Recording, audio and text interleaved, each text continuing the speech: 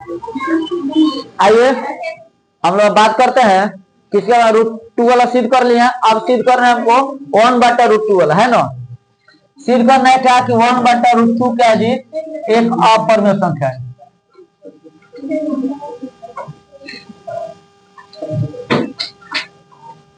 क्या जी, एक अपरिमेय संख्या हमको क्या करना है जी, सिद्ध करना है। क्या कि 1/√2 एक अपरिमेय संख्या है। तो कल हम लोग सिद्ध कर चुके थे कि √2 एक अपरिमेय संख्या है। सेम उसी प्रोसेस से हम इसको भी क्या करेंगे, सिद्ध करेंगे। यहाँ क्या करेंगे, मान लेंगे। क्या माना 1/√2 क्या जी, एक परमीय संख्या है।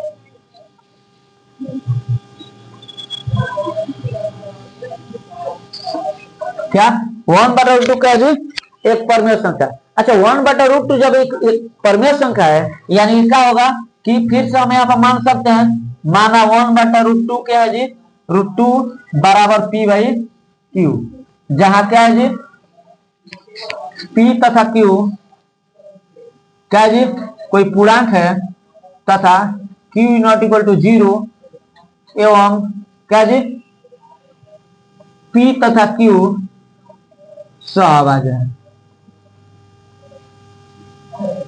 क्या जी, सहभाज्य है। हम ऐसे भी लिख सकते हैं, है ना।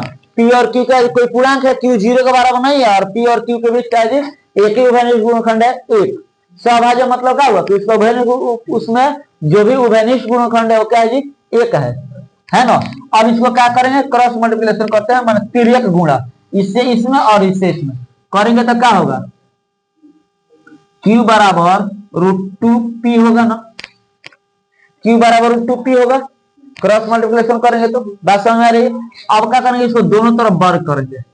क्या करेंगे, दोनों तरफ वर्ग करने पर देखिए मैथ में रूल होता है ना कि आप किसी बराबर संख्या से दोनों तरफ गुणा कर सकते हैं, दोनों तरफ भाग कर सकते हैं, दोनों तरफ क्या करके इसको स्क्वायर कर सकते हैं, पावर 3 कर सकते हैं, पावर 4, माने बराबर दोनों तरफ आप कर सकते हैं कुछ भी, है ना। तो दोनों तरफ जब वर्ग करेंगे तो क्या होगा, Q² बराबर √2P के होल स्क्वायर हो जाएगा, होगा ना।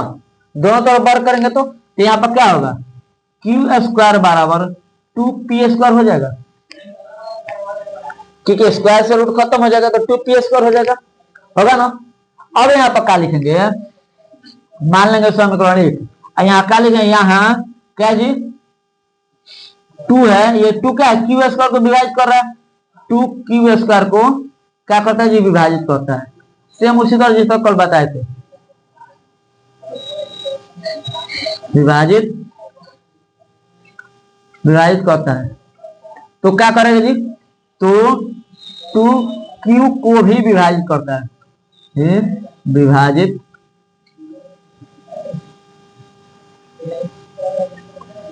अच्छा एक बात बताइए कि जब स्क्वायर को करेगा तो बिना स्क्वायर को उसके वर्गमूल को भी कर सकता है ना। इसको मान लेते हैं समीकरण 2। क्या मान लेते हैं इसको, समीकरण 2।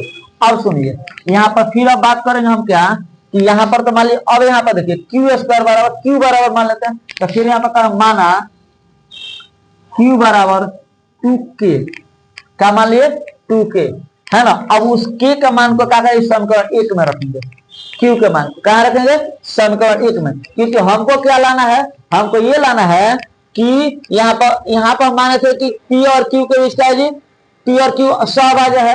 हमको लाना क्या है कि P और Q सहभाज्य नहीं है, तब ना हम प्रूव कर पाएंगे। तो सुनिए अब ये Q का मान कहाँ रखेंगे, समीकरण 1 में रख देंगे।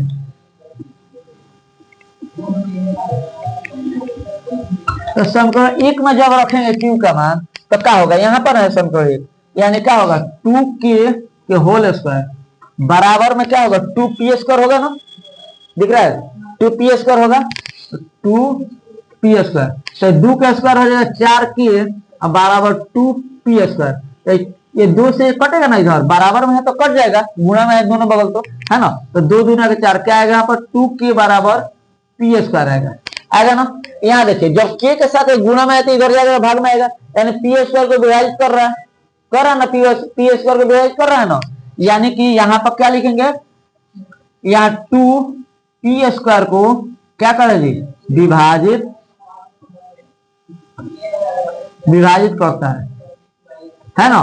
तो क्या करेगा, तो 2p को भी विभाजित करता है ना। 2p को विभाजित करेगा। इसको मान लेते हैं समीकरण कितना, इसको मान लीजिए समीकरण 3, इसको मान लीजिए समीकरण 4। क्या मान लीजिए, समीकरण 3 मान लीजिए, इसको समीकरण 4 मान लीजिए। अब यहाँ पर क्या निकलता है, क्या निकलेंगे,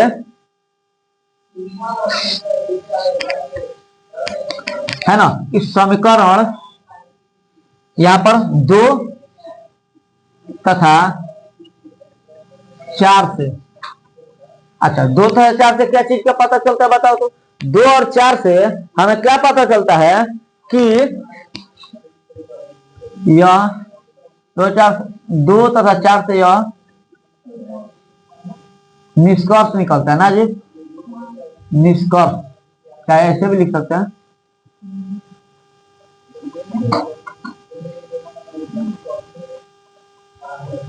निष्कर्ष निकलता है कि इसको देख लीजिए थोड़ा, है ना, निकलता है कि P तथा Q में एक गुणनखंड क्या है जी, एक उभयनिष्ठ गुणनखंड, उभयनिष्ठ गुणनखंड क्या है जी, 2 है जी। P तथा Q में क्या जी, एक उभयनिष्ठ गुणनखंड क्या जी, 2 है ना। जो हमारी मान्यता के, जो हमारी, हम क्या माने थे, जो हमारी मान्यता, हमारी मान्यता क्या है जी, क्या हम मानेंगे बताइए, बताइए हमारी मान्यता क्या है कि P तथा Q सहअभाज्य है, सहअभाज्य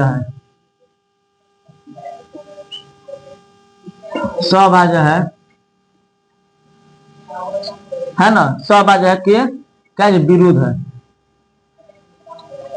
विरुद्ध है। अब यहाँ देखिए, कहने का मतलब है कि यहाँ देख रहे हैं कि हम 2 से कट रहे हैं तो हम प्रूव करके लाए हैं।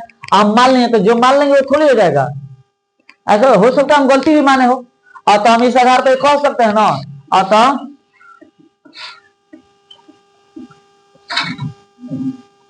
यहाँ क्या हो रहा है, विरोधाभास उत्पन्न हो रहा है, क्या विरोधाभास,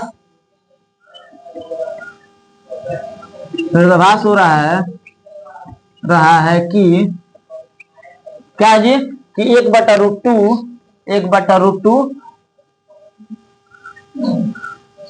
परमीय है ना जी, परमीय है। अतः क्या जी, 1/√2 क्या जी, एक अपरमीय संख्या है।